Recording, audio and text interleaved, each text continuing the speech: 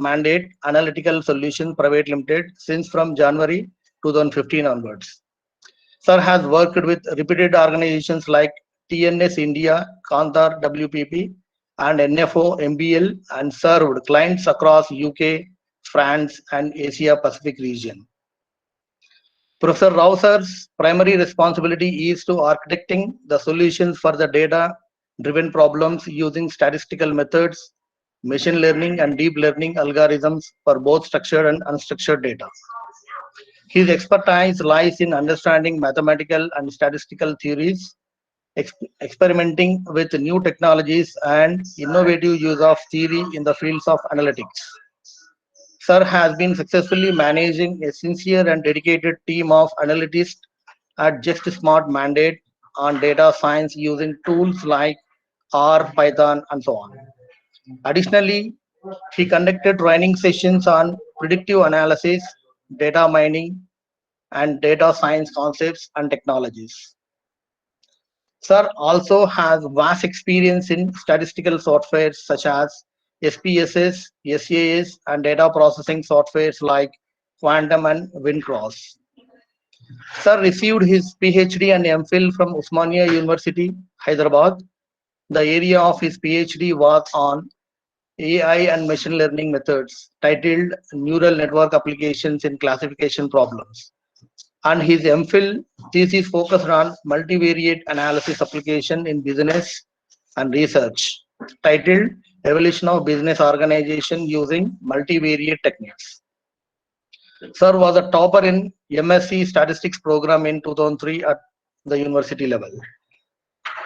He was adjudged the best quantum programmer in the year 2004 in TNS India and has over 10 publications in prestigious national, international journals on hybrid analytical approaches in data mining and forecasting.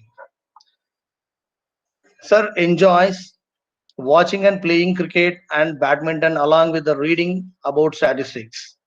Sir is also a member of a board of studies as an industry expert for a few autonomous colleges of Osmania University.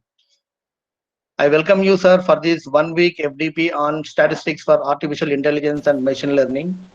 I now request Professor Venugopala Rao, sir, to address the participants. Thank you, sir. Over to you, sir. Yeah. Thank you. Good morning, all. Am I audible? Hello. Am I audible? Yes, sir. Yes, sir. Yes, sir. Yeah. Thank you, Anandal, and good morning to everyone. Thanks for the opportunity. And as you mentioned, sir, I am not a professor, basically. I have done my MSc, MPhil, PhD from Osmania University. I'm a hardcore practitioner, so I'm not a professor. And yeah, once again, good morning to all. And it is really good to be part of this 1 week faculty development program. So as I told you that as being a practitioner, most of my talk will be with the real-time application and common language. So if you are expecting some kind of academic and theoretical, you may not find that much depth in that my talk, but I will talk mostly about applications, everything. So to set the context, I just wanted to play a small video, just 1 minute.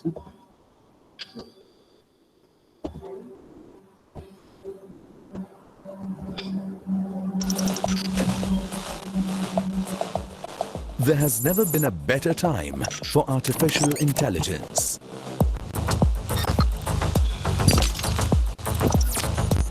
With big data, cloud, and seamless connectivity, digital voice assistants, smart robotic devices, real-time navigation, the world is ready to explore the potential of the single largest technology disruptor. From defense, healthcare, agriculture, education, transportation, space. The impact of AI has augmented human capabilities to a massive extent.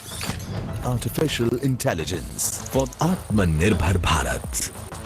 Technology opens an entirely new sphere and sector for growth. It also opens an entirely new paradigm of opportunities. Artificial intelligence is all set to contribute an $967 billion to India's economy by 2035. India projects a tremendous potential to be the next big hub for the experimentation, testing, and development of AI technology. Besides the abundance of talent and latest technologies, India has the rich reserve of public data, which together are the growth drivers in AI investments and innovations. For the economy's explosive growth and inclusive social empowerment through AI-assisted healthcare facilities, real-time advisory, smart education, and infrastructure. Welcome to India, a garage for... So with this context in the mind, let's start today's discussion. Let me share my screen. Yeah, hi. Just now we have seen what is going to be happen. This is what is already happening, and it is also going to be happen more and more. If you see on that context, India is really doing great. And recently, I also pasted one link in the chat bot where actually I attended a couple of events conducted by the government of India and some NASCOM. There, I clearly understand that India is really taking much space than others, and this AI is going to become very strong, and India is really become one of the great power in this field of AI. So with this context in the mind, let's start today's discussion. And this is what broadly I am going to cover. Actually, the first 10 to 15 minutes, or probably first 30 minutes, I wanted to take what is the present world of status and why all of this sudden, how the different industries are coping up. Is it reality or it's hype? If it is reality, how come it's become reality now? Why not earlier? What is the different kind of applications and what is driving the AI? Then we'll come to the part of how statistics is getting applicable for the field of AI. Then we'll go to the one of the important asset for today's innovation, data. What is data? What is the different kind of data? Then we'll try to understand the data, and then I will also show as a practitioner how we will take the raw data and try to build some kind of applications. Today, actually, it's more of descriptive levels understanding the data. I think in the last day I have one more session where I will talk about modeling prospect. So this is the basic agenda. And yeah, if you see the present world status, the present world is changing very dynamically than ever before. And we also know that some of the quotations by the data scientists are most of the sexiest job in the 21st century. And a lot of people are now saying that data is what driving their businesses. So this present technology change has given two kind of challenges for us, two kind of folds. One is like negative side and one is the positive side. The negative side is because by virtue of both automation and artificial intelligence, we are losing some of the existing roles. I will tell you what is the main difference between automation and artificial intelligence. Automation is basically if something involved in only operation in nature, we will come and make it make it like a function, write a function. It's just in the operational nature. So most of the operational nature of the works, which doesn't require any kind of logical thinking, jobs will be getting automated by virtue of automation. This is impacting a lot of blue collar jobs. And but what is happened of late because of the artificial intelligence. Artificial intelligence is basically creating an intelligent system which behave like humans, because with the artificial intelligence also we are also building some kind of products or tools which have some kind of intelligence. So those are also coming, and they are also causing lose of some jobs in the white collar. So what I'm trying to say is, with the automation as well as artificial intelligence, we are losing some of the existing jobs. So automation is basically killing the jobs which are in operational in nature. Artificial intelligence jobs are basically people are automating jobs even though it requires some kind of intelligence. Those jobs are also getting by virtue of artificial intelligence. So this is the negative side of it. But positive side of it is because these technologies are growing, there has been a lot of jobs are getting created, and there are a lot of jobs are getting created. I have a slide. Actually, there are 25 top emerging technologies which are going to affect the world by next 10 to 20 years, 20 to 30 to 2020 to 2030. So there are a lot of jobs are getting created. So if you use this disruption, and if you upskill yourself, then it is going to be, if you upskill yourself and if you are able to learn the latest technologies which are using to create these kind of technology, this is really going to be the good news. Otherwise, if you are not able to upskill yourself, and if you are not able to learn the industry face, then it is going to be the negative news. This is what the present state of world. And the same thing is like confirmed by the some of the industry bodies like NASCOM and all the people. These are already, they already published in a lot of articles that around 2.7 million data scientists required by next 3 years. And there has been clear GDP growth is also there as far as data science is concerned. If you see the negative side, 90% of the jobs which required only operational in nature is getting automated. And so this is what the present world status. And the key reasons for this is basically, this 85% is what is before COVID. The key reason behind this, the changes is basically digitalization. See, before COVID, actually, people predicted that 85% of customer transactions will be done by the digitalization. I'm sure after the COVID, this figure must increase, and now most of the transactions are happening through the digitalization. There has been increasing digitalization is happening. And the second most reason for all this is that there is a transformation in the customer experience. Now, because of all these technologies, every company wanted to serve the customer at the personalization, and there has been clear, transformation in the customer experience also. Let's say if you search something in the Google, if Google says, "I will give the result tomorrow," will you use that Google? No. If you wanted to buy something in Amazon today, and if you ask for Amazon something today, and it says tomorrow I will show the cart, will you buy? No. So if you see that there has been tremendous customer experience is also, transformation in the customer experience is also changing. Now every company wanted to give the customers at their personalized solution. So because of three reasons: digitalization, there has been transformation in the customer experience. People try to build more products and try to give the better service to the customer. And for this reason, as I told, the digital shift. Now this is the irreversible change. This digital data is really accelerating the data science and machine learning, AI, and it try to build a lot of products and services which can benefit the customer. So if you see the present world, if you see the tools are evaluated from ancient time to new times. The computing power is also evaluated, Then the sensor also evaluated. There has been a lot of evolution in the data. You see how the data, we will talk about some of the interfaces also evaluated. The present world, there are a lot of tools are evaluated. And the one more thing is, all these are coming together. We never seen this kind of combination existed together. We have internet, we have cloud, we have mobile, we have computer power, we have algorithms, we have cloud and edge computing, we have sensors data. Everything is there, and everything really working together. And they are making a lot of I call a lot of it's not miracles, lot of things now coming to the true. All the science fiction is coming to true because the tools, technologies, interfaces, computing power, data, sensor, everything evolved, and all are working really together. So this has given a combination, a greatest opportunity to build a lot of solutions, products, whatever you call, which is really helping people to give the better services. So that's what the present status. So earlier we don't have this. When we have computer power, when we have internet, we don't have cloud. Now along with the cloud, now we have edge computing is also coming into the picture. Now we have a lot of sensors there.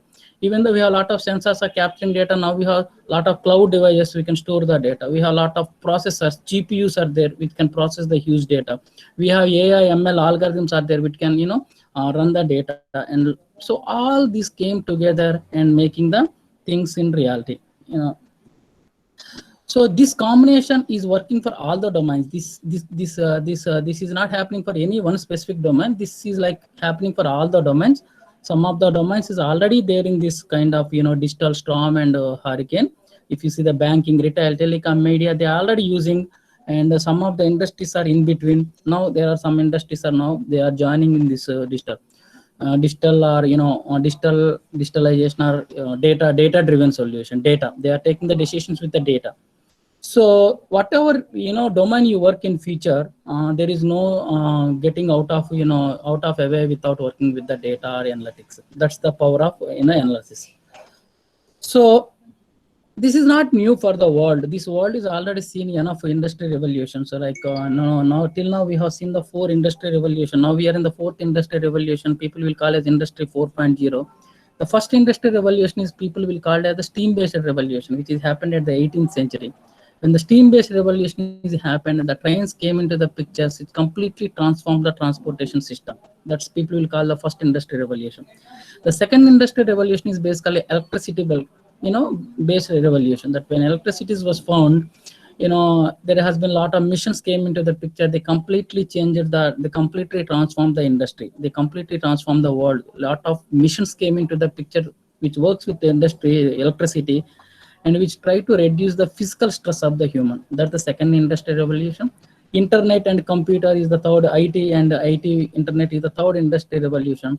Now we are in the 4th industry revolution, which is called as industry 4.0, which is the combination of artificial intelligence, big data, IoT, cloud, 5G, etc., etc. Whatever we have discussed, I will show what are the top 20 technologies. This is the 4th industry revolution, but this industry revolution has a lot of changes compared to earlier industry revolution. So earlier industry revolution is more of product centric or provider centric, but this industry revolution is more of a customer centric. In this industry revolution, most of the companies or providers are trying to give the customer at their personal services, personalization. That means I will tell you what is the personalization. If you go and see the YouTube today, if you watch some YouTube video, when you open the next time, you will get the videos as per your personal interest. That's called the personalization. So in this industry revolution, people are understanding the companies or the providers are understanding the customer at their personal level and trying to provide the service at their personal level. So it's become more of a customer to business, C2B. And also in this industry revolution, this is not run by anything else. This is just run by the data. So this industry revolution is completely work with the data. So they understand because we have so much data, they will understand you at the personal level and trying to give the more personalized services through which customer will get the benefited. So that's the 4th industry revolution. I will also have one discuss how industry, what does actual industry 4.0 as a customer, for the customer point. I will discuss that also. So the reason for this is basically the concept of artificial intelligence. So what is artificial intelligence? Artificial intelligence is very broadly creating an intelligent system which can mimic the human brain and behave like human. That means you build a system which works with some kind of intelligence. So that's the very broad structure of artificial intelligence, in which we have 2 branches like machine learning and deep learning. If you see the artificial intelligence, it has 2 folds. First is the understanding intelligence, second one applying the intelligence. So understanding intelligence, what I think we will do by using statistical. Earlier people used to do with the statistical learning, now machine learning and deep learning. So first we will understand the intelligence, then we apply that intelligence through some kind of platforms or products or services. So that's the whole concept of the artificial intelligence or the products. It has 2 folds. First we need to understand the intelligence, then we need to apply that intelligence. So that's what the intelligence. So we will understand the intelligence by using, earlier we have less data, that's why we used to apply the statistical learning. Now we have so much data, that's why we are using machine learning and deep learning techniques. Essentially these techniques help us to understand the intelligence. Once we understand the intelligence, we need to use them in the better way. That's why we will create either a product or a web service or some kind of API where people will apply on that and use that application. So that's how people will build AI. And as I told you that there has been clear demand for the people who can come and run this you can come and apply these technologies on various solutions. That's how it is saying there has been huge demand in the future. So I think AI is not new Machine learning is not new. It was there from 1950s onwards, but we are seeing a lot of development over 2008-9 onwards. We will discuss why. That's what, because technology is already there, algorithms already there, but the supporting thing, data is not there. So we are seeing from 2008 onwards, we are seeing a data explosion era, because once we have the data, we can build the products. We can create a lot of products and solutions which can help the tool. So once this data explosion has started, once again this field came to the once again it take the next level high. It's once again started after the winters. This AI is really evolved from 2010 onwards. Now it is going the much faster phase. So that's what. So the underlying change happened compared to earlier time. This time is the volume of data, the process speed. If you see the sensor, it's capturing data, cloud storing the data, GPU processing the data.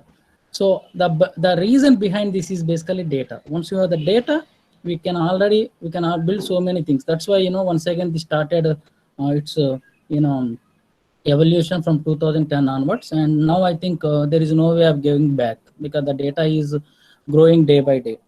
So that's what it has couple of winters in between 1980s to 1985 90s, but 2006 onwards it's really going much faster, much phase. So what is the reason behind this? As I told you, that data. Now if you see from 2006 onwards, we are seeing this as the data explosion era. The reasons behind this is basically, now we are seeing a lot of data, and the most reasons for this data explosion is that people will say there are three three reasons. One is the social media data, and second one is the census data. The third one is that the memory devices are getting cheaper and cheaper. Because of these three things, data, like social media, like unstructured data, today we are seeing a lot of data, like sensors also capturing a lot of data, and the memory devices are getting cheaper and cheaper. Because of these three things, we are able to capture a lot of data. As per some of the statistics in 2019, people used to say that out of 100%, 80% of the data is captured last 2 years. Now I think every 18 months or 17 to 18 months, the data is getting doubled. That's the amount of data we are capturing. So that's what I am saying, the social media, these data. And also along with that, there has been a lot of computation, distributed compute came into the picture. We are seeing the GPU came into the picture. It's completely changed how the data, the processing capabilities of the data. And also one more reason is there has been a lot of open source into the picture, and a lot of community-based learning is also happening. All these things are really, changed the complete industry, complete industry. And I can say that the way it is operated earlier also.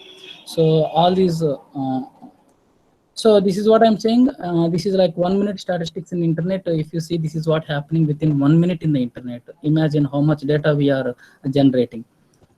So, and I told you that the growth of Internet of Things, and now we are, connect to a lot of devices to the internet, and they are capturing a lot of data. Your mobile phone is capturing data, your smartwatch is capturing data, your car is capturing data, your fridge is capturing data. Now people are talking about smart cities, smart watches. These are called ecosystem of products. This product basically connected to the multiple products, and they will talk to each other and generate a lot of data. In future we'll see the product they called as ecosystem of products, smart city, smart village, smart hospital, where the product themselves will talk and generate a lot of data. That's what these are all happening because of this Internet of Things. And if you see this particular picture, you can understand how the data storage has become cheaper and cheaper. Now imagine, now you guys already know how much memory spaces our mobile phones has. So all this has given opportunity to store the data, and along with that, it's not having the data, it's not using the data. Now by virtue of computer vision, computers can also understand the image data, and they can process and build the applications. So the computer vision is basically understanding, the computer vision is basically enabling computer to understand the pictures. So those technologies also came into the picture. By virtue of computer vision, we are able to provide lot of solution based on the image data, and do a lot of analytics and build the products. And other than that also, as I told you, that unstructured data, out of 100% data, we have 80% of data is unstructured data, that are text data, blocks data, lot of text data. By virtue of natural language processing, which is nothing but enabling computer to understand the language.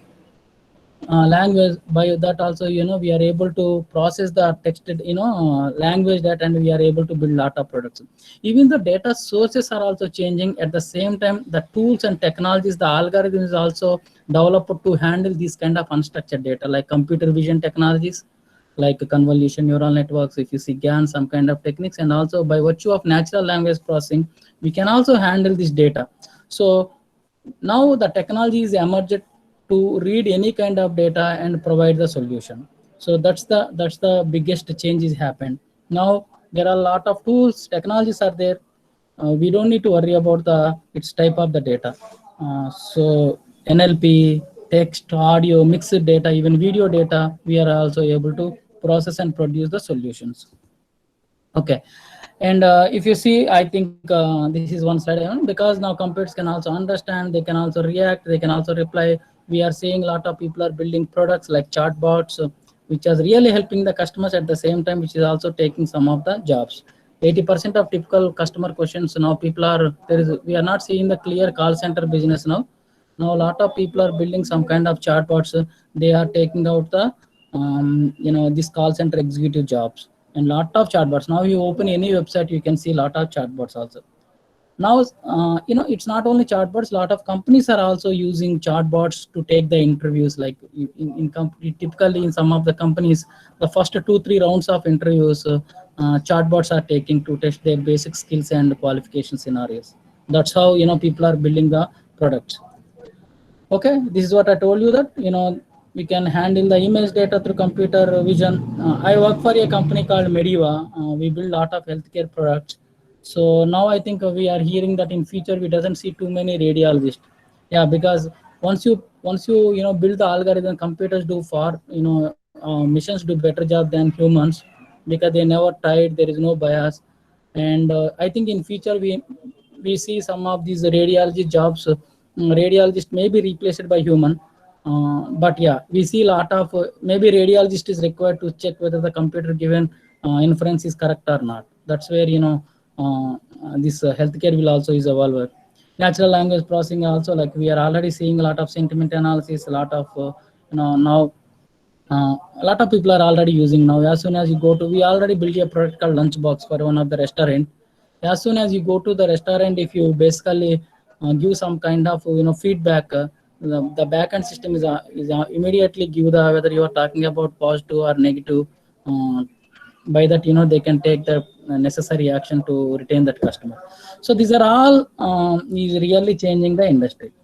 So as I told you that because of all these changes, the way the companies are operating is completely changed compared to earlier. As I told you that in the industry 4.0, what is happening? Most of the companies are becoming proactive rather than the reactive. What does that mean, proactive rather than reactive? So now I think with the data we can understand now, now we have a lot of sensors data. Now most of the manufacturing companies are using the sensor data, and they are trying to find when the machine is going to the fail. So it's more of a proactive in nature. So now they are all become proactive rather than reactive. And as I told you that earlier most of the reports are static. Now it's the real-time analytics. Imagine if you want to trace your kid's car, if he's coming from some X to Y place, we are able to track their location. So most of the analytics is become the real-time analytics, online analytics. And now it's not about volume, it's about the value of the customer. What is the value we are providing the customer? So that's what now people are looking in the industry 4.0. All these ultimately the most useful one is the customer. Customer means we as a people are getting benefited with this technology. Now earlier people build technology for around the business. Now people are building business around the technologies. So earlier I think once they have the business case, then they go back and try to build some kind of technology or software. Now what is happening as the data is coming out, now people are thinking how better I can use this data and provide a how to what I'm telling, that now the sensors are giving a lot of data. How should I give the sensor to provide the better business case? That means how can I use the sensor data for the business case? So that's what now the building, now people are building business around the technology. And as I told you that it's not like customers all together, it's an individual customer. All the companies are trying to give the most personalized services. And it's not about meta-analysis, small evidence-based analysis. Evidence-based analysis, basically people will take their data, and through the data you understand, they get some evidence. Based on that evidence, they will product the solution. This is how the industry is helping the customer. And what that means is basically today the companies are building the products which are smart in nature. They call it the smart products. They are in the proactive nature. They are in the real time. They are like giving a lot of suggestions. Like if you see the Amazon is a product. They can understand your need, and they can also give some kind of recommendation. They can give the smart suggestions. That's how the industries are coming with the smart products. And behind all this is basically whatever you call, earlier people used to call it analytics. Sometime back they called it statistical analysis. Sometimes they call data mining. They are data calling data science. Behind all this is basically they take the data, they use your data as a evidence. They find some kind of relationship in the data and try to use the data for the better service. That's what is happening. Because of the data size increase, now there has been multiple people needs to come and together. That's why this industry, this data science industry, is a multidisciplinary field where multiple people needs to come and work together. We need a data engineers, we need a guy who can handle the data. We need a statistics background person who can come and build the application or solution. We need a domain person who can really understand the customer. And we can also need a person who can do some kind of, and all other than this, if you are working with a client, you need to tell the storytelling and implication also. So that's why this is a multidisciplinary team where multiple people needs to work together. Okay. And yeah, with all these technologies, I think there is a data strategist called Bernard Marr. What he has done, he's basically designed some 25 top technologies which transform the business across the world for the next 20 to 30 years. So these are the technologies, like in future, if you want to be in this game of data, or if you want to provide any solution, or if you want to build the tools, obviously these are the 25 technologies working together, individually together, and giving a lot of what I can say product and solution which ultimately useful for the products. And these are the 25 technologies listed. One is artificial intelligence and machine learning, and second one is the Internet of Things, wearable technologies like smartwatches, smartwatches, that's one. Big data, intelligent spaces like smart cities, those one. Blockchain, cloud and edge computing. Earlier we have the cloud. Now people are somehow trying to compute something where the data is stored. By that there is no time delay to ship this data into some other devices. So there are cloud and edge coming together, and they are building a lot of application. Extended reality like virtual AI, augmented reality, and virtual reality. And digital twins. Digital twins is also one kind of technology. And natural language processing. Then voice interfaces like chatbots and catbots. And computer vision. We are seeing a lot of face recognition, all those tools and technologies. Then we are seeing robots and cobots. Actual robots and cobots are also very useful technologies. Now I think we can see a lot of robots will come, and already a lot of defense people are using robots, autonomous vehicles, 5G network, genomes, mission co-creativity, digital platforms like Facebook, WhatsApp, LinkedIn, drones. We can see a lot of drones come in future. They will come and do some kind of business. Cyber security, quantum computing. Yeah, really quantum computing is what people are saying that future go technology. A lot of people, I think it's a very open subject, and it's very powerful tool, powerful technologies in future. RPF, robot process automation, and mass computation, 3D printing, and nanotechnology. These are the 25 technologies he shortlisted, and this is ultimately will rule the world from the next 10 years. Okay, so this is what I wanted to give you some kind of background, or some kind of it's basically to give what is happening outside, and it is give the some kind of context what is happening outside. If you have any doubts, anybody has any doubts, I can take those questions. Then we will go to the actual topic of what is analytics. If you have anybody has any doubts, please ask. Hello, madam, you can hear me? Yes, sir, your voice is audible. Yeah, everybody has any questions? Otherwise, we'll go to the actual strategy. This is what I just wanted to give the, proper picture of data science and all those things. If no, anybody have any questions, I will go to next session. Okay.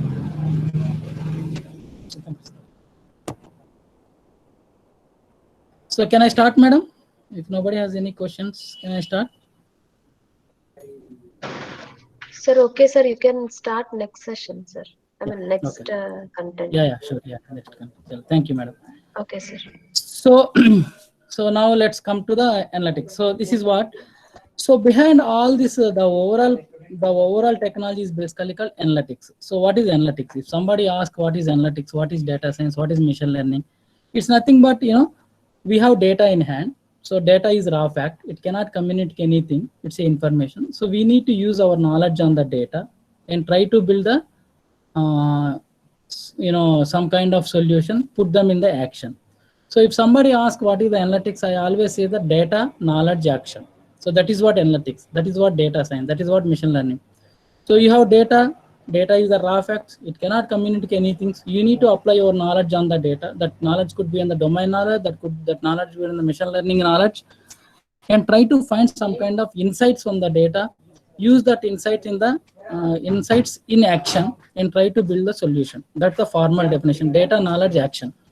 Or one more information for the data analytics people: you have some kind of hindsight information. You already know something about that information, and try to find some information which doesn't know about the data. So that means hindsight information to foresight information which you doesn't know. These are the simple definitions, nothing too complicated. Data, knowledge, action. That's what we will say. So, but today, because we are talking about the data, I wanted to tell you about data. And people will say about data is oil, and data is electricity, and data is something. But most of people will say is that data is not oil, data is not electricity. But at the grassroots level, data is like water. The world is surrounded by the 75% of the water, but still we have the drinking water problem. Similarly with the data. So data is like, we have so much of data, but having big data is not a solution. Having the relevant data is the solution to solve any problem. Like water, in the data also today, even though we have very big data, finding the relevance of the data is very much important. So that's why, data literacy skills are going to be very useful. So the data literacy, that's what you even say. Now we are in the era of auto technologies, automation learning, auto tools. So what is required is basically understanding the data and finding some insights from the data. So that's why data literacy skills are going to be very useful in the data. So that's what the data. I just want to say that, data is oil and electricity when it comes to the application. But that basic root, I think, when you are starting with the problem, it's not the oil, it's the water. From the water, I mean water in the sense, because we have so much of water, but still we have drinking problem. Like that, we have so much of data, but we are not able to provide the insights. That's actually the connection. So that's why data pre-processing skills are very important. Data literacy skills are important. I think in future, most of the companies are looking for the people who are having a lot of creative thinking, data understanding capability, logical thinking, rather than the programming skills. Because now if you see the present technology outside, because of the open source, there are a lot of people are coming with the auto ML algorithms. You don't need to do anything, just give the input, it will give the output because of the pipelines. But what is required to the analyst or programmer or the person is the data literacy skills, how to present the data. So that's what about data. Yeah, today actually, so I wanted to tell you. So what has happened, we have seen that the data has we have seen the huge volumes of data. Because these huge volumes of data, what is happened, the way we build the solution is completely changed. If you see like 10 years, or if you see like not 10 years back, the most overrated employee is the computer engineer. Now the people say the computer engineer is the one of the job. Now people are saying that, you know, data scientist or machine learning. So it has been completely changed. Earlier, the computer programmer, what we do is basically we have a problem, we have input data, we have a problem, then the computer person has to write the rules or program. Then he take the input data, he apply this input on the program, he will get the output. That's what the traditional programming do. So this task is basically we call it as a computer engineering, where he has to come up and write the logic. So earlier when we don't have too much data, the approach will be we have some input data and we basically sit and write all the logic and program, then apply this input on the program data, you'll get the output. That's the traditional programming. Now what is happening, we have so much of data. Now this era is completely changing from the learning based era. So learning based era means we have so much of data. So what we are giving, I know a lot of input and output data. So I am feeding this lot of input and output data to the system, and on contrary, I am getting the programming. So that's what in the machine learning, what we are trying to give, we are giving both input and output to the system, and we are trying to extract the algorithm behind it. So that's what happened. So in the computer program, we'll give the input and we write the program, we'll get the output. But in the machine learning era, we have so much we know about the data. We have so much data. We are just feeding the data along with their output. On contrary, we are extracting the algorithm. So let me explain with an example. Let's say if you want to find whether given number is even number or odd number, in the traditional programming, we take one number and we write the program. If x mod 2 equal to 0, then x is even. If x mod 2 is not equal to 0, then x is odd. So that's the program. When the new number comes, we just apply on this code. We know whether it's the even number or odd number. That's the traditional. Now we know so many numbers, whether they are even or odd number. So what we are trying to do, we are giving 1 odd, 3 odd, 5 odd, 7 odd, 2 even, 4 even, 6 even. We are giving so many such instances to the computer. Computer can understand this data. It's not like all the problems are not like this much simple. So it will understand the pattern of the dependent, even and odd number, and it will find some kind of logic, and it will try to basically give. So then when new number comes, we just give to the computer, it will give the output. So we are giving input and output, and the computer is come up with some kind of algorithm through which we are using them. So that's why the definition of machine learning is basically learning from the instances without explicitly programmed. You just give the data, it will learn from the patterns without explicitly programmed. That's what the machine learning. Okay, using computer algorithms to uncover insights and determine the relationship and make predictions about the features. And that's what the machine learning. So you don't need to write the code, you just give the input data. So when you give the data, input and output data, it will learn from the data. That's what the machine learning. And I wanted to basically say that most people will say that data science or machine learning is the code. But these are some of the expertise is given. The code is very small part of the machine learning or data. Data science is a thought. It's a application. It's a solution. So, but rather, most of the engaged data scientists, not experienced people, that they will give much priority for code and language and tools rather than giving much focus on the concepts. In the data science, they will forget about the data and try to work more on the programs and tools. But this is what they're driven. If you see the circles as important, the code part has less important. I'm saying it's not important. It is important, but compared to other tools, it has less thing because code is mostly now automated with various tools and technologies. So that's what machine learning. Now let's come to. So we already discussed when setting up the AI, it has understanding the intelligence and applying the intelligence. When you are understanding intelligence, whether you are using machine learning or statistical learning or deep learning, when you are trying to find something from information to foresight, every problem will go to this kind of analysis continuum. We call it this analysis continuum. So if you want to solve any problem, if somebody comes and give one problem, any analytics problem will go to these 4 phases. This is we call it. So these are like descriptive analytics, diagnostic analytics, predictive analytics, prescriptive analytics. Now one more is coming called cognitive analytics. So what it does is, if somebody come and give me a problem, if they wanted to solve a problem, anybody will do this thing. First, we need to understand what was happened with the data. You need to understand the fast data. That we refer to as the descriptive analytics. And today's most of our session will be based on the descriptive. First, we need to understand what was happened with the data. So this is called descriptive analytics. So that's where data literacy skills are important. Then the diagnostic analytics. Then we need to understand, oh, something is already happened. We need to understand why it was happened. What is the root cause analysis?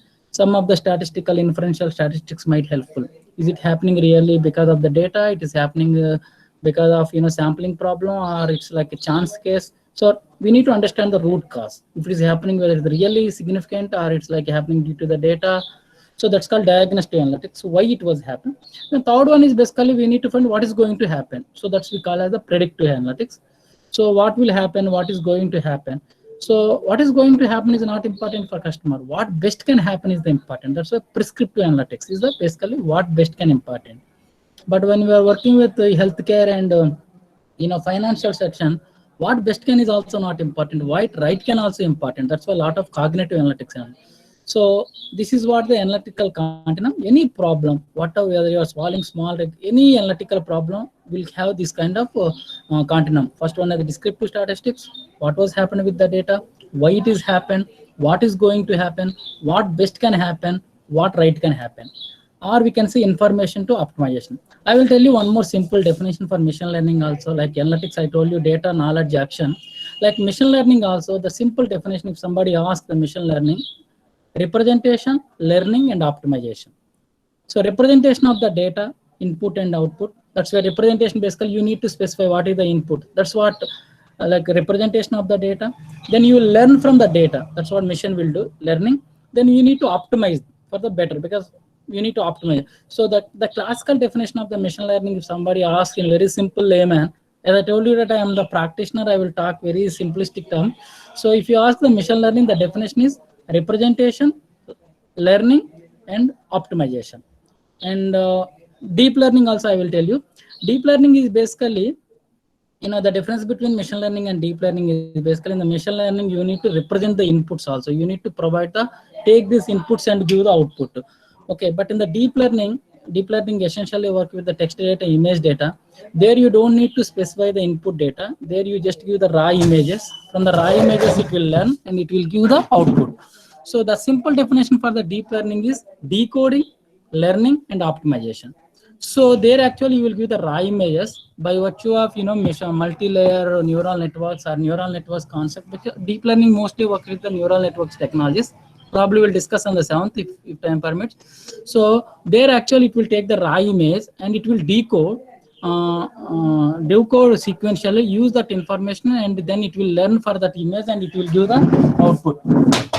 It will give the then it will try to optimize that. So the definition for the deep learning is basically decoding, learning, and optimization. The definition for the machine learning is basically representation.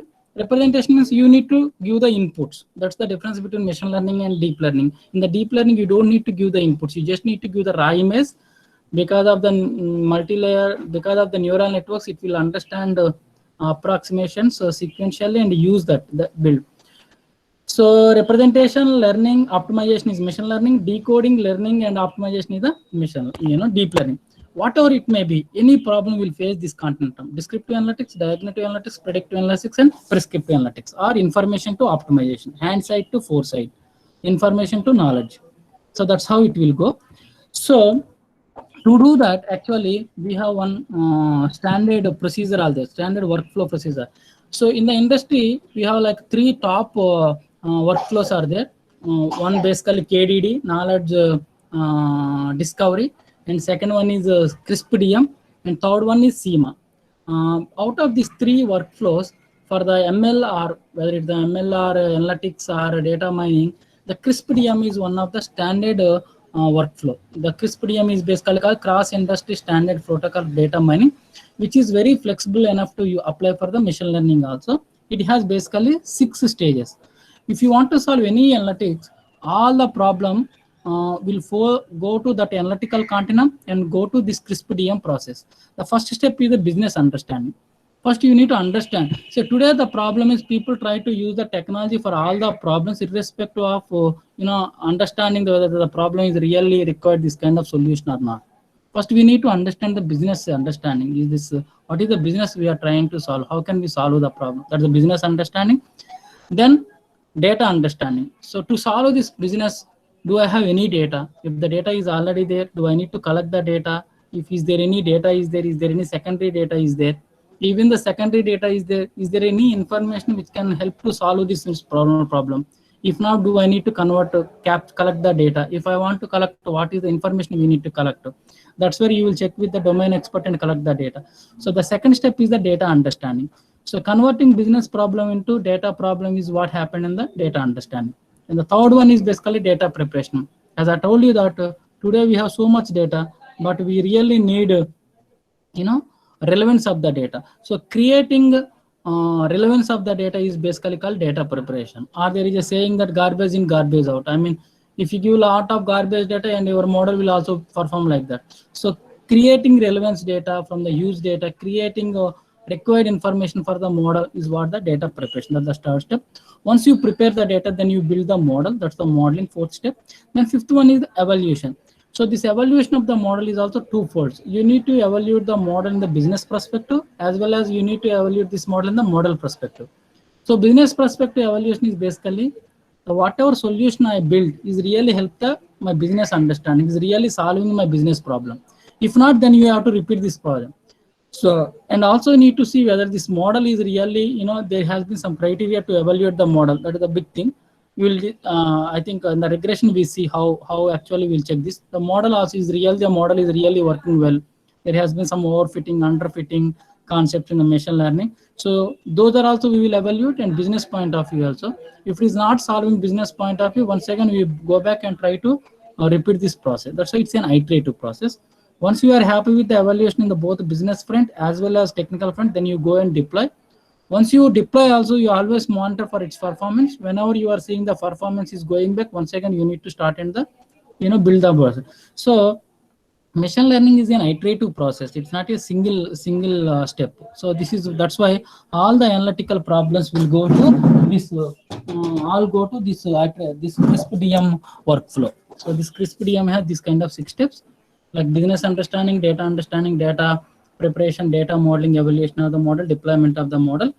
So, and if you take typically 100% of time, and most people will feel that modeling will take the time, but most of the time will go for the data preparation. This is what, that's what I'm saying, the data literacy skills.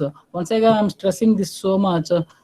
In future, I think the people who can really understand the problem, that's why the mathematical and statistical skills are very required, because we really need to identify the relationship in the data by seeing data literacy skills. That's where data preparation, when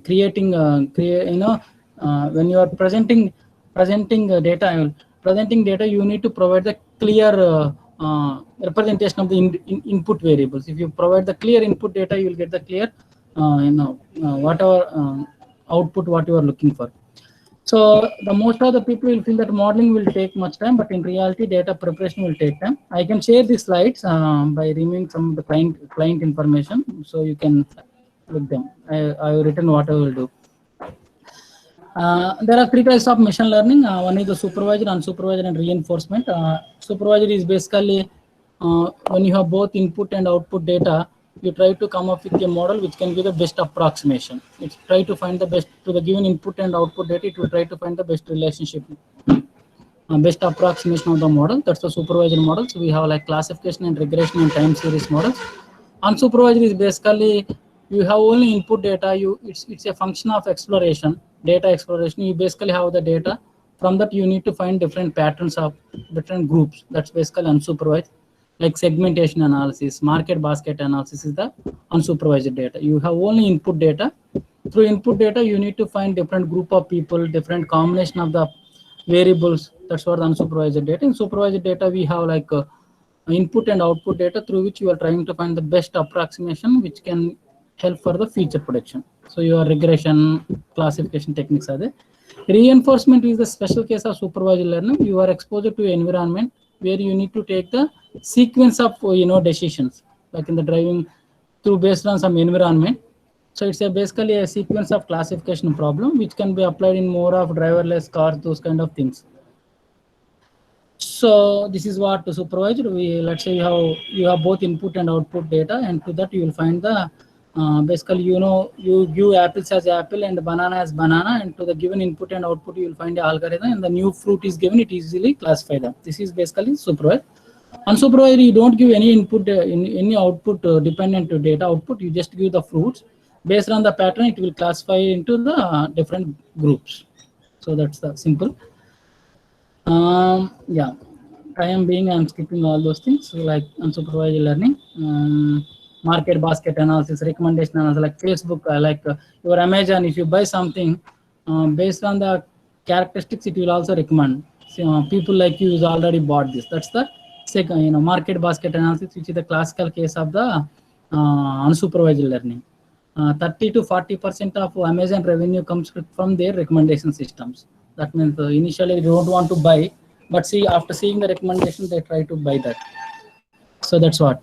So this is broad about very general, introduction about machine learning. As I told you that most of the every industry, all the industries are using health, drug discovery, patient care, finance, retail, government. All the industries are using these machine learning technologies. Okay. So this is about machine learning. Now we are coming to our actual the role of statistics in machine learning. Now we told that understanding the intelligence will happen through the statistical learning or machine learning learning. But yeah, even though it's machine learning, the most of the insights we will identify through the statistics learning. So this is what this picture itself is explains about the Python stats. The statistics, what they are reframing as machine learning and framing as artificial intelligence and selling. There is a famous saying in industry. When you are talking about the company, you will talk about artificial intelligence. When you are recruiting and you are recruiting, you will take about machine learning. But when you are working with, you will work with mostly mathematics and statistics algorithm. That's what the reality. 90% of industry problems are still today we are also solving with logistic regression and regression. But yeah, 90%. But data is growing, technology is growing. It means that we always use these technologies. There is a need to learn other technologies are there. But in reality, most of the problems will be solved by these two technologies. So that's what statistics is very important. So now we have seen the CRISP-DM methodologies. Now on which we will see where all the statistics techniques or data will be.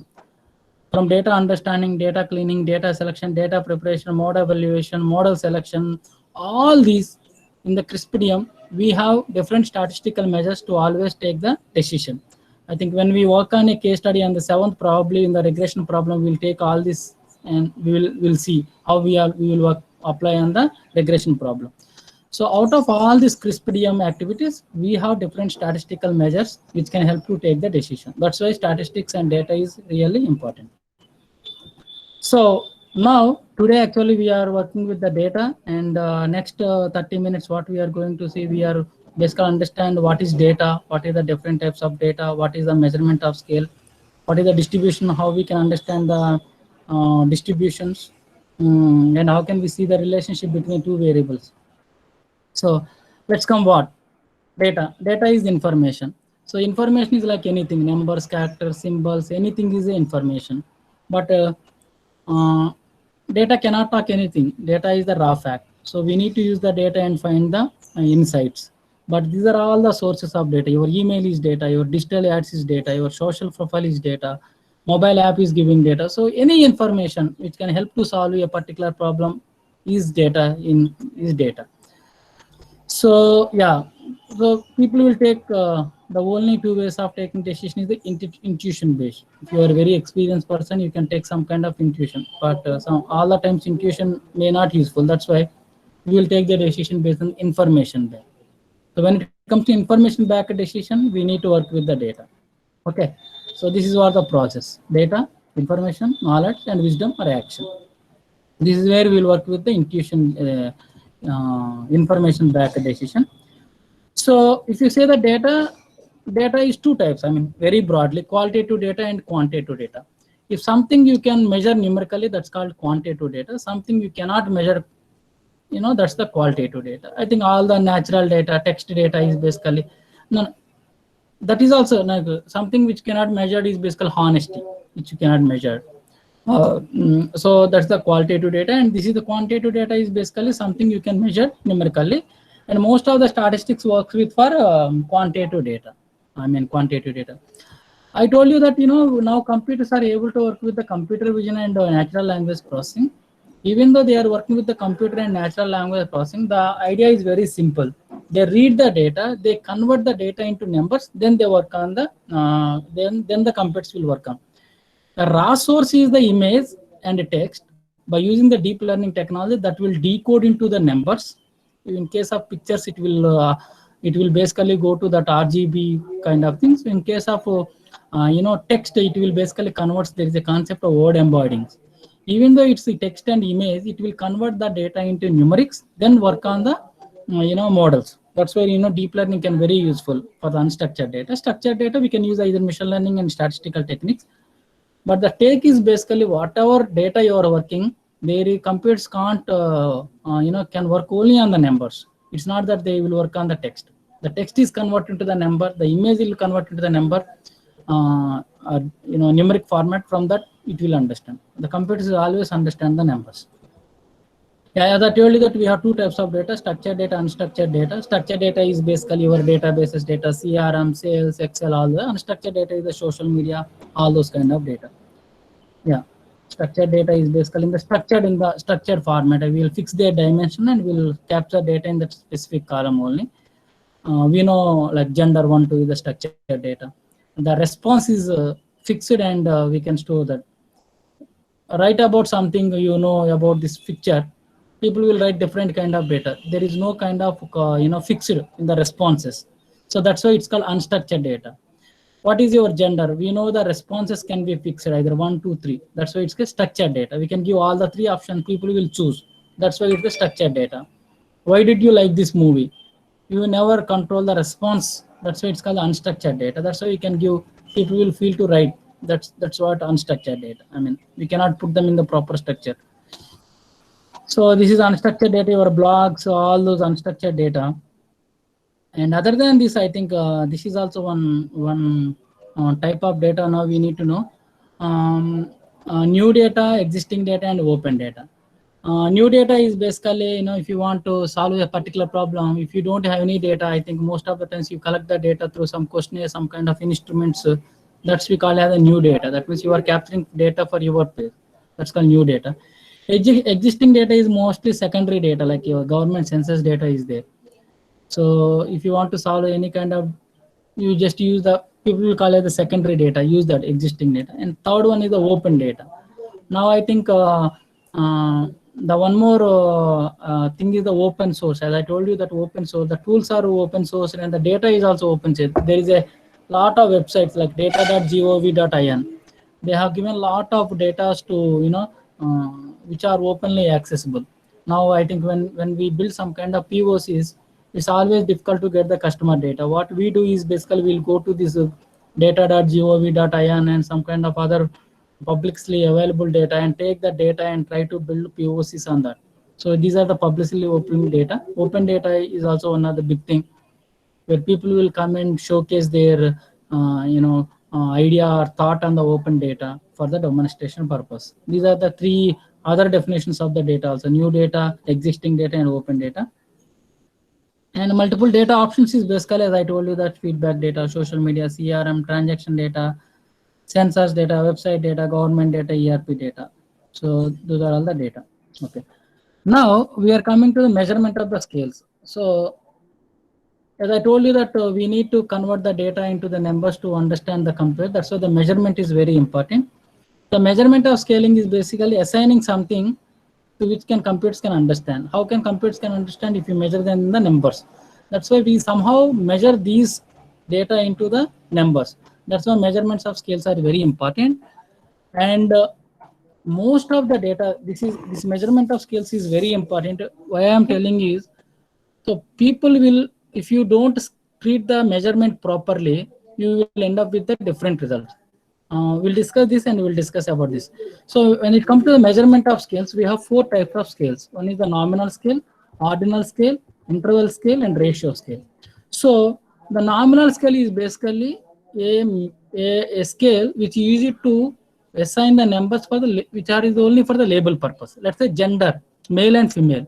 If you capture male as 1, female as 2, here the 1 and 2, whatever you assign number, which is only for label purpose.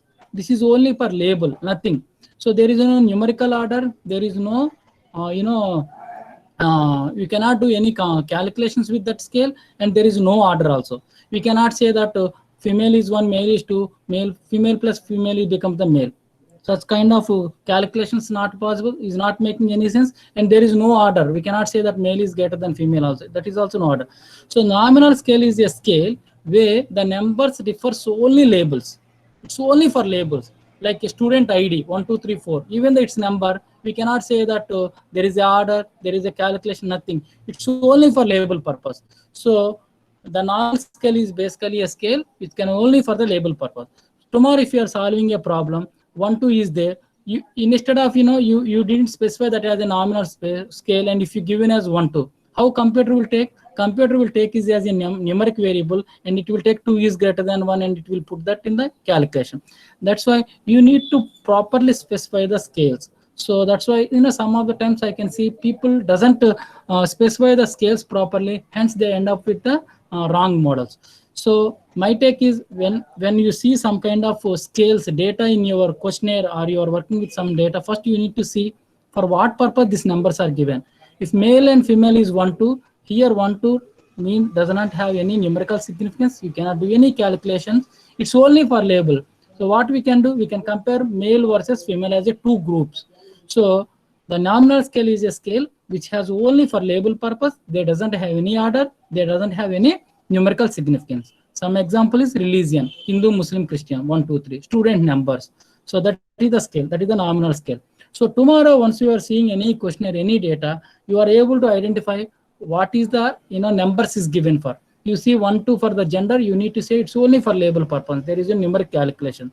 That's why understanding scales is very important. That's the nominal scale. Ordinal scale is basically, it has the labels, but it has some order also. That means like ranking in your class, I think if you ask top 1 ranker and top 2 ranker, it has only order, but we cannot say that the difference between rank 1 and rank 2 is the same as rank 3 and minus rank 2. It's not possible. So ordinal scale is like it has label, 1, 2, 3 is there, and it has the order. We say 1 is greater than 2, 2 is greater than 3. It's the order only, but the numerical calculations is not possible. It's only for the ordering purpose. So that's why ordinal scale, okay, like ordinal scale. And third one is basically interval scale. Interval scale is basically it has label, it has order, but it can also have some kind of you can also calculate the difference, all the arithmetical operations like age 10, 15. So it will give the what is their age. We can also say age 15 is greater than age 10, and we can also say that 15 minus 10, person B has 5 years greater than age than the person B. So we can also do those kind of calculations. That's we called as interval scale. But in the interval scale, we don't have interval scale doesn't have any meaning for the absolute zero. For example, the temperature is the interval scale. In the temperature 0 means it doesn't mean that there is no temperature. No? It has some temperature, but the absolute zero doesn't have any sense. That's why in the interval scale, the ratio doesn't have any meaning. To solve this problem, we have one more scale called ratio scale. In the ratio scale is basically it has label, it has order. We can also do some kind of calculations, add, subtraction, and we can also calculate the ratio. Like if my age is 30 years, and let's say my weight is 60, my kid age is weight 30, then I say that I am 2 times more weight than my kid. That is the ratio makes sense. Whereas in the temperature, we cannot say that temperature 30, temperature 40 is like twice than temperature 20. That kind of thing is not possible in the ratio in interval scale. That means there is no meaning for absolute zero in the interval scale. There we can calculate the ratio in the ratio scale. But typically, both interval and ratio scales fall under continuous scales, whereas nominal and ordinal falls under the discrete scales. The other version of categorizing discrete and continuous, both nominal and ordinal falls under discrete, and interval and scale falls under the continuous. So this is about scales. So that's what Even I will also have one more. So if you see any statistical model, all the statistical models are either grouping or prediction or association. But why do we have the different kind of models? Let's say your dependent variable is like a continuous variable, age and let's say number of units or salary. You have regression technique because your dependent variable is the continuous interval or ratio. That's why we have regression. If you want to predict whether user and non-user, what is your dependent variable here? Here it is a nominal variable. So that's why we have logistic regression. So if you don't specify like user, non-user as a nominal, and if you build the equation, what will happen? It will take 1, 2 as a continuous variable. It will give the regression. So some of the times we feel that most people will make a lot of mistakes by properly not handling the scales. That's why scale types is very important. This is most important thing, very important thing. So that's why we have different models exist because of these kind of things. For ordinal regression, if you want to predict the ordinal variable, we have ordinal regression. If you want to predict the continuous variable like salary, continuous variable, we have linear regression, multiple regression. If you want to predict the user, non-user, 2 groups, we have logistic regression. If you want to model the 3 groups, nominal variable, nominal categorical variables, we have logistic regression, multi-nominal logistic regression. That's why we have different tools and techniques there on basis of the scale type. That's why scale type is very important. Okay.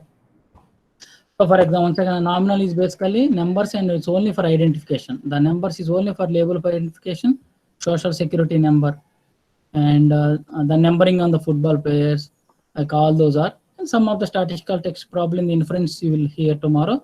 But most of the descriptives possible are for example, when you have the male and female, the mostly you will see 70% of males, 30% of females. The percentage is mostly useful things. I think we will discuss about more in it. Then ordinal is basically ranking, interval, and ratio. These are the 4. The temperature, either interval scale, ratio is like height and weight. So this is what some of these things. Ethnicity, non-Hispanic and Hispanic. Here 1, 2 is basically only label purpose. That's why nominal. Race, African, Caucasian, and other. We cannot say that numerically they are just only for label purpose. That's why naval. Systolic BP 95, 190. Because we know 190 is greater than 95. That's why it's continuous. Actually, here it should be.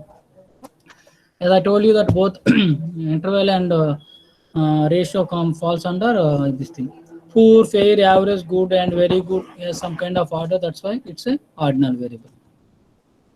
So I'm skipping for the sake of time. Now, once you have the scale, the next step is you need to understand the distribution. So I think if you remember our 8th class, we have like data. First data starts with the individual data. If you take the marks of your student, like the height of your student, first one is 10, second one is 30. That's what it will start. So that's we call as individual distribution. You put all the data one after other. It's called individual distribution. But understanding individual distribution is because it's very lengthy. Then what we have tried to do, we have tried to reduce the individual distribution into the frequency distribution. That's where we used to use the tick mask concept and X and F. So instead, what we say, how many people who got 5 marks, 7 people, how many people who got 6 marks, 8 people, like that. We convert into the frequency distribution. Then the third one is the continuous distribution. Even though if you use the frequency distribution, if your frequency varying from 5 to 100, still you have problem. That's what we can do. We convert the frequencies into the class intervals. So that's why it's called continuous distribution. So that's what the data distribution. So we start with the measurement of scale. Now we end up with the distribution. Now once you have the distribution, we need to understand the distribution. So understanding the distribution is basically two. First, descriptive statistics and inferential statistics. So descriptive statistics is basically description of the data. You need to describe the data, properties of the data. That's what descriptive statistics. There is a whole branch of statistical inference is there. I think you have these sessions are there in the future. Because we are working with a very sample. We are working with the sample because reading complete population is very difficult. That's why we'll work with the sample. And once you calculate something in the sample, you need to infer back to the population. That's why their whole branch of statistical inference is there. So that's today we are not touching that. So today we are only focusing on the descriptive statistics. What do you mean by descriptive statistics? Is basically understanding the description of the data. You need to understand the descriptive, understand what is the data. So that's the descriptive statistics. So descriptive statistics basically has two types of things, measures of central tendencies and dispersion. What is the measures of central tendency? The measures of central tendency is nothing but expressing the complete distribution through a single value. Let's say if you go and ask anybody what is your 10th class percentage marks. So what you are trying to do, if somebody says 70% and 80%, you are trying to express the complete student information through a single value. Even though there are 6 subjects, you will ask the percentage. Through the percentage, you can understand the performance. If you want to compare the two people, what you say, you will ask what is your percentage of the A student, what is your percentage of B student. And we see, okay, if somebody's percentage is very high, we'll take the decision that this student is very good. So what we are trying to do, if you want to understand the two distribution, if you want to summarize the two distribution, you are trying to express the complete distribution through a single value, which we can call as a measures of central tendency. Then you take the decision. That's the measures of central tendency. The definition of measures of central tendency is expressing the complete distribution through a single value that we can call as a location value. That's what the measures of central tendency, expressing the complete distribution through a single value, which we call as the location. So that is the central tendency which help to take the decision. We have 3 types of such kind of measures of central tendencies are there: mean, median, and mode. Okay, let's say now we see what to apply on which occasion. So if you have a categorical variable like smoker, you are interviewing 100 people, you want to understand what is the most occurring group: smoker, non-smoker, smoker, non-smoker, smoker, smoker, smoker. So what should I use? Can I use the mean? Can I use the median? Can I use the mode? Because here smoker and non-smoker only the categories, so I cannot calculate any arithmetical operator. So I can only use the mode, which is most frequently occurring group. So on the default, if you are working with the nominal data, the default central tendency, you need to use the mode. If you are using with the ordinal data, the default value is the median. If you want to find the, let's say intelligence is captured, if you want to find the average intelligence, what you do, you put them in ascending order, you will take the middle value. So if you are using with the ordinal data, the most useful central tendency is the median. But if you are using interval data, you can use either mean and median or mode, but I will tell you what to use when. So now we have somehow discussed that measures of central tendency is expressing the complete distribution through a single value, which is the location. If your data is nominal data, the default one is the mode. If your data is ordinal data, then the default one is the median. But if you are using the continuous data, you can use either of these 3. Let's see what to use when. If your data doesn't have any outliers means the value which is very, then you can use the mean. So 2 plus 1 by 6, that's it. Suppose if your data is an outlier, let's say 1, 2, and 6,000. If you use the mean, what will happen? 6,000, 3 by 3, then you get the 3,000 as the mean, which is not at all useful. Now where it is closing to the distribution. So if you see, if your data have not any outliers, you can use the mean. If your data is some kind of outliers, then you need to use the median. Okay. If your data has 2 or 3 kind of repeating observation, let's say you are using a garment industry. So you see, if you want to summarize, if you want to manufacture more products, so you take the data, and if you, let's say, either using mean or median, you will get only the one thing.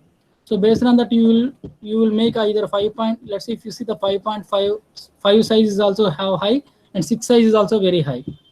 So if you use the mean and median, either you will get the 5 or 6.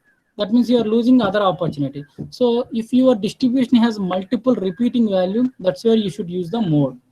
So in the interval data, on the basis of the distribution, you need to find what measure to use what. If it is like no outliers, then mean is very useful. If it is outliers, median is going to be useful. If your data has the repetition, then mode is going to be very useful. But if your data is nominal data, only mode you should apply. If your data is ordinal data, you should use the median. If your data is interval data and does not have any outliers, use the mean. If your data has a continuous data and has the outliers, use the median. If you see the distribution or histogram, if you see multiple repeating values are there, then use the mode. That's why we have bimode, trimode, such kind of distributions are there. That's why we need to use the measures of central tendencies, which called the location. But if your data follows normal distribution, all median and mode are somehow coincide. So that's what about measures of central tendencies. So like these are all very simple. This is how we calculate the median, mode, this thing. But what is the problem with mean? So sometimes, even though if you want to take the decision for the two variables, you might end up with the two groups are the similar kind of the location value. For example, if you see this picture, we have two distribution. If you calculate the mean here also, these are the 29 years, and if you calculate the age of these people also 29 years. But if you see the variance, I mean, if you see the distribution, the first distribution is almost similar kind of people. That means there is very less variation within the distribution. If you see the second distribution, we have some kind of variation. We have kid and old person also. That means even the location is very high, but there is a lot of scatterness spread in the distribution is there. If you see the spread, his age is 29, 30, 29, 30, 29, 31. The distribution, the spread, the scatterness is very low compared to average. And if you see the second picture, the first person has like 50 years, he's the 5 years, she is the 30 years. So that means the scatterness from the central value 29 is very high. So that scatterness, that that's basically we need to understand that scatterness spread. To understand the scatterness from the spread, we will use the measures of dispersion. So if you want to take the decision who is the best consistent age between these two, you can say the first one, because the mean is very high, the scatterness, the spread is very low. So that's why this is consistency. Even though if you see some of the cricket, when you are analyzing some cricket batsmen also, let's say player A has 100, 20, and let's say 60. So what is his average? 60. And second player is 59, 60, let's say 61. His average is also 60. Who is the consistent batsman among these two? He is the second batsman, because his scatterness from the mean is always very less. From 60 to 59, 60 to 61 is very less. When it comes to the first batsman, 60 to 100, 40, 60 to 30, 30. The scatterness is very high. So if you want to find the, take a call between the two persons, the average should be high, the variance should be very less, the dispersion, the spread. So to find that kind of spread, we will use the measures of dispersions. So the dispersion we can call as the spread, scatterness. The central tendency we can call as the location. For any distribution, the location should be high and the spread should be very less around that location. Then that is the consistent estimation. If you see these two pictures, the first one has very less, spread or scatterness than other. That's where the consistency is also very important. Similarly, if you see there are three distributions, these are three distributions. Here the spread is 0, here 1.6, 7.1, 7.9. Out of this four distribution, what is the best distribution? The first one, because the error is very less from the central value. So to understand these scatterness, we have the measures of dispersions. So we have in the measures of dispersions, we have like range, standard deviation, variation, quartiles are also there. So out of this, the most popular one is the standard deviation. Range is also there. Range is basically try to calculate from maximum minimum. So it may not consider the complete distribution. That's why range is also very useful some application. Then this is the range. Then quartiles is also there. Quartiles is basically complete distribution. You will divide them into three groups, and based on that you will calculate the dispersion. That's called quartiles. And deciles is also there. Percentage is also there. So these are all basically may not consider all the values, but standard deviation and variance is one of the most popularly used standard measure for the dispersion. So it will use all the values in the calculation and try to give the how spread it has from the central value. That way variance and standard deviation is very useful. When we are calculating the variance, we actually find the square of the deviance. In order to remove the square, we will basically use the standard square root. That's why standard deviation we have a square root formula. So what you need to take it from is, if somebody has given two distributions, first you need to calculate the mean, and if the mean somehow coincide, along with mean you need to see how consistent they are also. For any distribution, the mean should be high and the standard deviation should be low. So that's how we will use the measures of dispersion to understand the data. And we can also use the other to understand the distributions, how many people are there up to 25%, how many people are there up to 50%, how many people are there up to 75%. These are the different statistical measures which can help to understand the dispersions like quartile, quantiles. See, every measure will use in the different kind of application. but on the whole, are most popularly used measures are standard deviations. Okay, and so now we have two measures. We have for a distribution, we have seen the location, we have seen the spread or scatterness. Now we need to see the shape of the distribution also. So suppose we have a distribution, you need to see how the values are there. How the values are there on the right side are high values or left side also. Let's say you have a students in the marks. So there are some students who may get the very less marks, 10, 20, 30, and rest of the students may get the 70, 80, 90. If you plot those people, you will get the skew distribution. The skew distribution is basically give the shape of the distribution, which will help us to identify outliers. Basically, that means if 3 people are get to less than like 30 marks and most people are get to 70, what will happen if you plot the data? You have very long left tail. It will indicate that your data is not normal. There are some people who are behaving abnormally. So you can understand that is also by using the shape of the distribution. That's why skewness is also very important. If people are falling, most people are falling right, you have right skews and next, negatively skewed, which basically will give the how your data is densed which side. So that's why skewness is basically give the shape of the distribution. There are different measures. You can calculate the student skewness and you can understand with the positively skewed or negatively skewed.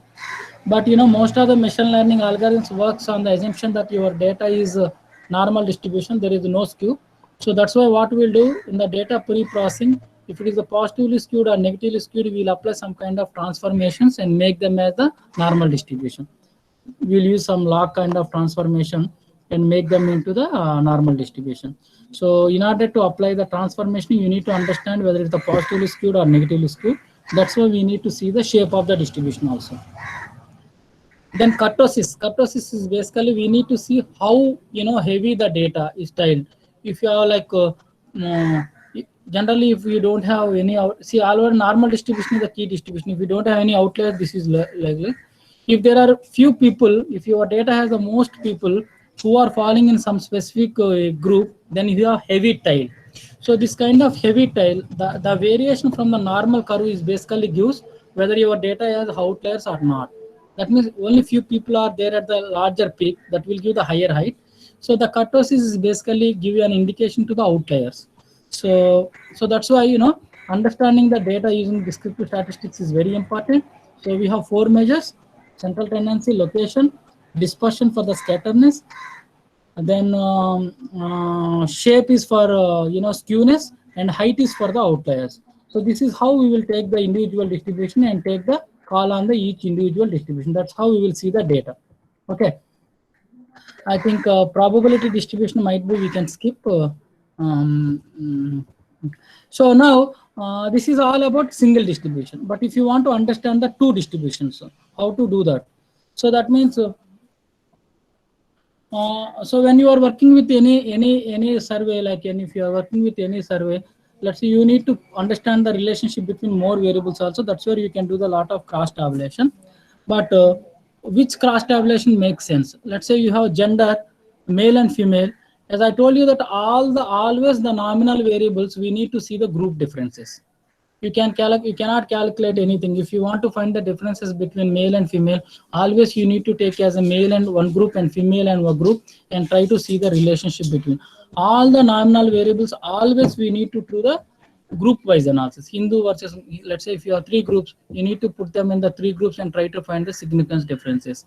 So that's why if you see any cross tabulation when you are preparing, if you want to find relationship between the nominal variables, you need to prepare this kind of tables and try to understand. That's what we will see. Let's say I am doing a survey. If I want to understand, is there any relationship between student gender versus student marks, then what I will do, I will take their marks as a column and row, and I take male and female and see what percentage, what is the maximum percentage falling. So that's why we'll do the lot of cross tabulation. So I think some people might feel very difficult to understand the data by seeing the statistics. That's why we have like visualizations. So understanding data through charts is basically visualization. Here also I think based on the scale type, people has to find a different kind of charts. If your data is like continuous data, histogram is one of the best plot. I mean, continuous data histogram is the one of the best plot. And scatter, if you want to compare the multiple groups, like 3-4 students like sales, then for the continuous data you need to use either histogram or line plot. For continuous data, one of the best plot is box plot. This box plot is really helpful to understand the outliers also. So this is basically, the box plot is made up on the quartiles. The quartile 2 is your median, quarter 1 is quarter 3, and you can calculate the whisker. This quarter 1 minus quarter 3 the interquartile range, and you will calculate the whiskers. Whiskers is nothing but quarter 3 plus 1.5 into interquartile range. Similarly, this minimum is quarter 1 minus 1.5 into interquartile range. You plot the data. Any values which fall out of maximum and minimum, you can find that is an outliers, because outliers might impact the solution. So, some people will find very difficult to see the distribution. That's why the visualization makes very helpful. So that's why visualization is very helpful. So box plot is very useful for the continuous data. And this is what I am telling you. You plot the data, and if you see any values which fall out of this whisker, these are the predominantly outliers. So we'll remove the outliers and do the analysis. And if you want to understand the nominal variables, earlier we have seen like a histogram, scatter plot, and box plot is useful for the continuous variable. But if you see the univariate analysis, let's say categorical variable, let's say if you have like 100% of let's say male female percent, then you use the pie diagram. So people can easily find some kind of insights from the data. And if you want to understand more than one variable, like if you want to understand like user among gender and smoker, you will use the horizontal and vertical bars at the two variable level. And if you want to identify the relationship between multiple continuous variables, you can use this kind of charts. So what I'm trying to say is, basically, if you want to understand the data using continuous univariate, histogram, line chart, box plot, univariate nominal variable or ordinal variable, you have a pigram or stacked bar, or vertical bar. If you want to understand the bivariate in the continuous data, you can use the 2x2 scatters also, like this scatters. And if you want to use the multiple continuous variable, you can also use the correlation. But one continuous, one categorical variable, you can build the box plot for each categorical variable and try to compare. What you need to understand is, for continuous data, always the box plot is very important. If you want to compare for the 3 categories, you need to build the 3 box plots and compare them. So that's how we'll see the relationship between one continuous and one categorical variable.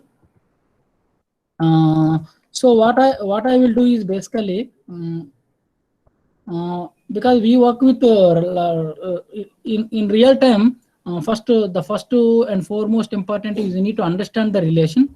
So generally what we will do is, basically, whenever we get any data, so this is how most of the times you also end up with, when you are doing any project, you will start with a questionnaire like this. So now questionnaire will have a lot of questions. Now, based on our discussion, you can understand what is the nominal variable, what is the categorical variable, what is the continuous variable. Now, as a first step, what we do in the real time, we basically get the data in SPSS or CSV. Then, in order to understand the data, what we will do, we will basically process the tables like this. This is how we will process the tables. Let's see, if I want to understand the relationship between the male, females, and this is actually a study called MTV. We do for MTV. Let's see, if I want to understand any relationship, this is how we will process the table by using descriptive statistics. This is nothing but cross tabulation, and we see the percentages, and based on that percentages, we take the decision. Let's say if you see here, let's say my most common reason for watching TV shows is fun and distressing. The males are 46%, females are 47.4%. We don't have much difference. That's how we will see the differences and take the insights and use insights in the model. That's where, whenever you are working with any modeling, first step is to understand the data using descriptive statistics and try to find the differences. Try to understand, is there any difference are there. If I want to find a difference, like what TV watching versus male and gender, this doesn't help, because I am not seeing hardly any difference. If I use this variable in the model, this helps for me? No. So what people are doing is they will forget this step and straight forward they will go for the modeling. That's why they may not get that much success. So as a practitioners, we should give the valid solution. That's why we will spend most of the time to understand the descriptive statistics and the differences between the data. And once we notice the differences from this exercise, we will use these things in the model. That's why the descriptive statistics is very important at univariate level as well as bivariate level. Univariate level, we need to see is there any outliers are there, is there any variance is high or there, low is there. When you come to multivariate also, we need to see that. That's why this step is very important. This is how we will do.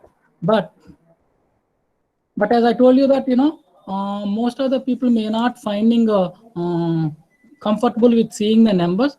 That's why nowadays we are seeing a lot of visualization tools are there. I'm sure most people might heard about Tableau. So what we will do is also, in order to find some kind of relationships, whenever we get the data, we build this kind of dashboards. I'm just giving an idea, how we will work in the industry. We will prepare a dashboard like this, and what will happen once we have this dashboard is basically a combination of multiple charts. We will put in one place and try to understand the multiple relationship. So for example, this is a data which I work for my PhD, student data, where we have like school type, grade, mother education, gender, school area, and we have also like how it is affecting. So if you want to understand the multiple relationship, the first step is the descriptive statistics. So if people feel not comfortable by seeing the numbers, it's better to see the charts. That's why we build this kind of dashboards, and these dashboards are really useful when you have a huge data also, and it will give you an opportunity to see the n-dimensional relationship at the same time. So if somebody is really interested, please explore on this. This is a typical dashboard. I will show how it will work. So this is how we will define. We already discussed. If it is like categorical variable, we will use the pie diagram. If it is continuous variable, we will use histogram. If it is like now we understand based on the variable type what type of chart we need to use. Now you can put this kind of filter and build this kind of dashboard. Now I have total. Sorry. Now if I put all, I have around 506 students data. This is what my complete data. So now I want to understand, let's say, if I want to see those students who are school type is advanced, let's see, like if I want to see the each relationship, it's very difficult. I need to build, create multiple charts, but the dashboard is the place where I can put all the charts in one place and I can find the thing. As soon as I say advanced, all the charts will be reflected in the advanced. Now I can compare out of advanced students, how many gender are there, what is their age distribution, what is their father income status, and what is their working status. This kind of visualizations is used to understand the dynamic relationship. I can also wanted to see those who are advanced to school and going to private schools, and their mother is educated. There are 67 people, and I can see what their mother education is 100%. Out of is 78% are the housewives, and mostly 96% mothers are home. Most are from urban, and they see their grades are there, and their health is always like that. So I can see the multiple relationships. So that's where.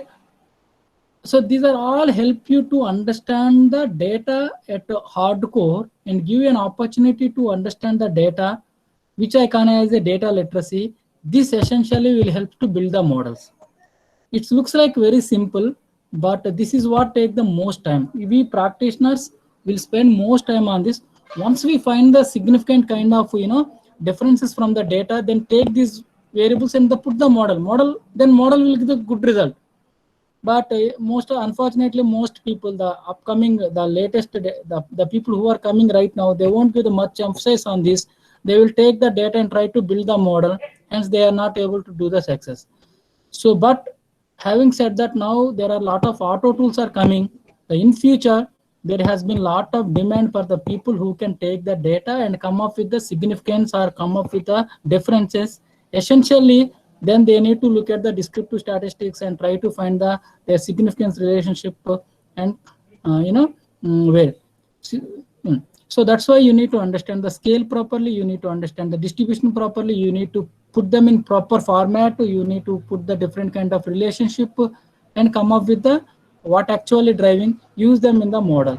So that's where we can build the model. So that's what we will do. So once you do all this kind of exercise, obviously you will come up with some kind of insights, use them in model. So I have written the same thing in my blog also. I am putting here in the chart. Please have a look on this, the complete dashboard wala. I think if you click here, whatever I showed the dashboard, you can see this is where I have written what is dashboard, how we are using. This is a dynamic dashboard. You can also play and how I have written all this. So my take on this is data is growing. At the same time, technology is growing. At the same time, there are a lot of platforms which are coming to completely automate the coding. So what is left to the most, what is left to the people who are running the model is understanding the problem, trying to provide the suitable data for the model. In order to do that, you need to understand the data, its type, very basic form of the data, scale, distribution, relationship between the data. And once you are able to do that, then you are able to build the model, which can be, successful models. Otherwise, it's very difficult. I think that's why, descriptive statistics is very, very, very important. I think with this, I am done. Any questions? I think I can answer. I think this session is very helpful. This is very granular topic. I'm sure everybody must, this is not a completely new thing which I try to explain. I just try to explain how we are using the things which you already know. That's what I showed. And because mean median is all, we started around our 8th and 9th. There is nothing to explain conceptually there. So what I try to do is basically I try to put the perspective of how we are using in the industry and how we are taking the decision. If that conveyed, I think I make justice for your time. And once again, thanks for opportunity. Yes, any questions? Sir, can you, as an industrial expert, can you please tell me some open research problems, sir, right now? See, yeah, there are a lot of. I think I already shared one raise. I think if you see, I already put one link there. Starts like a social. I will open 1 minute. See, recently, recently, Government of India has conducted one of the nice workshop called RISE, Responsible AI for Social social empowerment. So actually what I observed is, if you see here, I already written. Now see, any technology which will help the common people, the technology is the social good technology, if you ask me. Right now, I think the core problems what people are facing is basically agriculture, healthcare, and education. What I observed after RISE, even the government as well as most of the startups as well as industry bodies are essentially working on these three areas very rigorously, like on healthcare, education, and agriculture. If you go and check this RISE website, they really demonstrated 15 to 20 use cases. You can find the video in their India AI YouTube. There are really 20 to 30 use cases they like they provided, like how they are using technology which can really solve the agriculture pharma industry. So what I see is basically they are taking the pictures of the crop and they are sending this data to some kind of they are taking that picture. Let's say they are helping the farmers. Let's say they are taking that picture. They are sending these pictures to some of the experts. They are giving the answers. Those kind of tools they built. Even for education also, personalized education also. Even I also work for a company called Mediva, healthcare company. We are building a product which can help the doctors for the clinical decision support system. Because one of the most important data and neglected data is healthcare data. Now, because of the digitalization, most of the people are working on the data in digitalization of the health data and building the solutions. If you see this article, what I written is, now with the latest technology developments, people are working with personalized education, personalized healthcare, and even agriculture also, the personalized crop. And personalized precision crop means according the soil condition, according the environment, people are building lot of products where they can take the environmental condition and they are giving the recommendation. If you go and check, those are 20 to 30 use cases they are presented.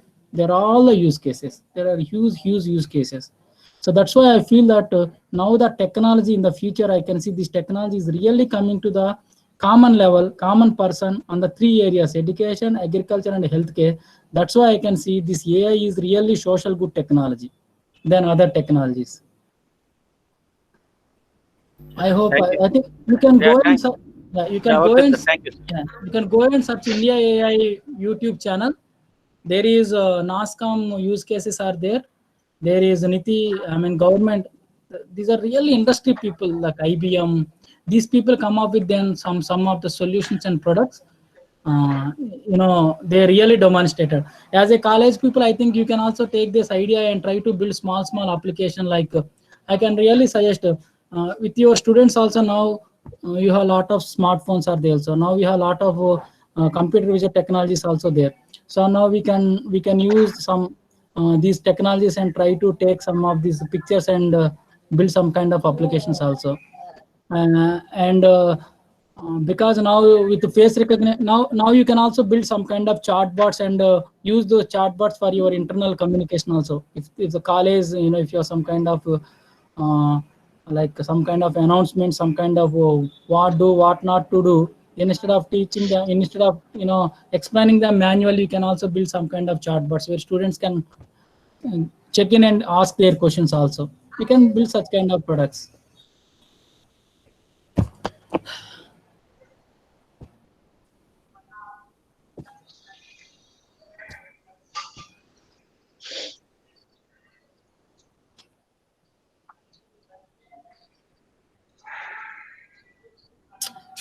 Hello. Yeah. Technically, this is very simple topic, but I try to give the practitioner perspective. That's all.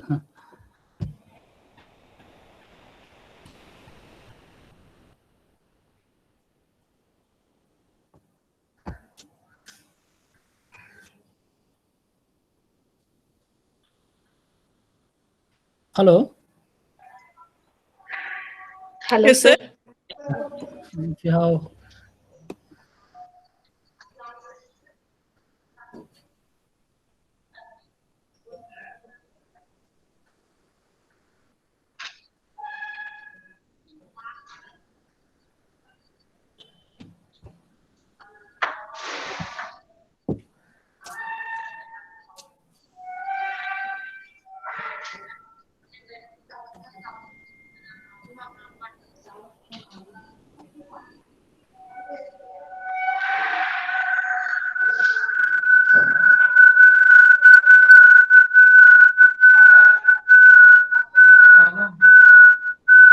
Yeah, I'm done. I think from my side, I've done the session. If anybody has any questions, I can.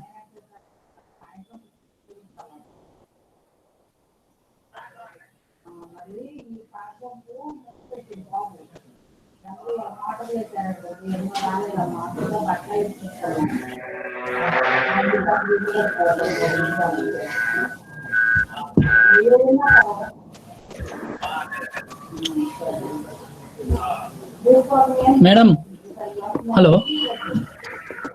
Hello, sir. Yeah, madam, I'm done, madam. I mean, if anybody has any questions, otherwise. Okay, sir. If dear participants, if you are having any doubts, you can please ask, sir.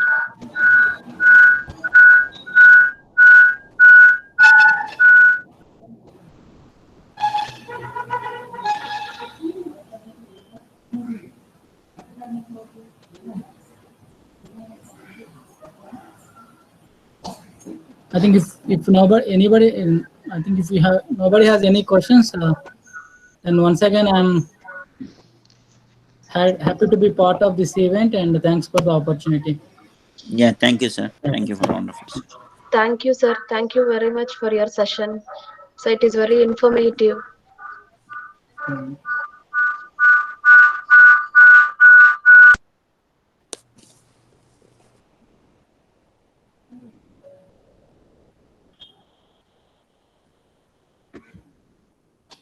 Tanvi?